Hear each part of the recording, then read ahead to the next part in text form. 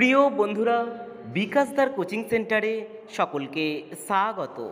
আজ আমি আমার এই ভিডিওর মাধ্যমে কলিকাতা বিশ্ববিদ্যালয়ের প্রথম সেমিস্টারের ছাত্রছাত্রীদের জন্য আবশ্যিক সিবিএসই অর্থাৎ constitutional value and fundamental duties অর্থাৎ সিবিএসইর কম্পালসারি পেপার নিয়ে আলোচনা করব।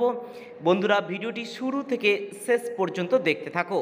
আর আমার কোচিং সেন্টারের হোয়াটসঅ্যাপ নাম্বার হলো 9007387901।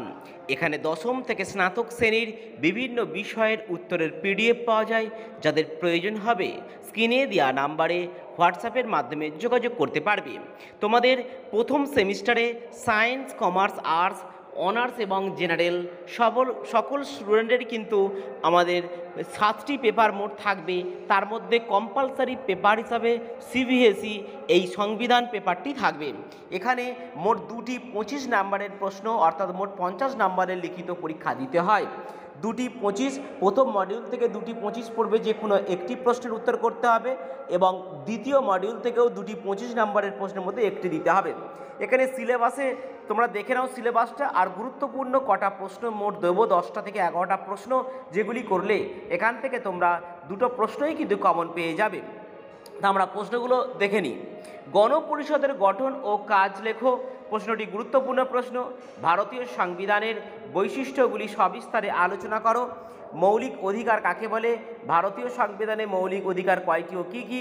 মৌলিক অধিকারগুলি আলোচনা করো। এই 3 প্রশ্নটা খুবই গুরুত্বপূর্ণ প্রশ্ন। 3 এবং 4 এই 2টি প্রশ্ন করলে আশা করছি একটি প্রশ্ন প্রথম মডিউল থেকে পেয়ে যাবে। মৌলিক অধিকার কাকে বলে? মৌলিক অধিকারের বৈশিষ্ট্য ও সীমাবদ্ধতাগুলি লেখো। তবে 3 নম্বর এবং 4 নম্বর প্রশ্ন, এই 2টি প্রশ্ন ভালো করে করলে তোমরা একটি প্রশ্ন অবশ্যই কমন পেয়ে যাবে। আরও কিছু প্রশ্ন তোমরা দেখে রাখো।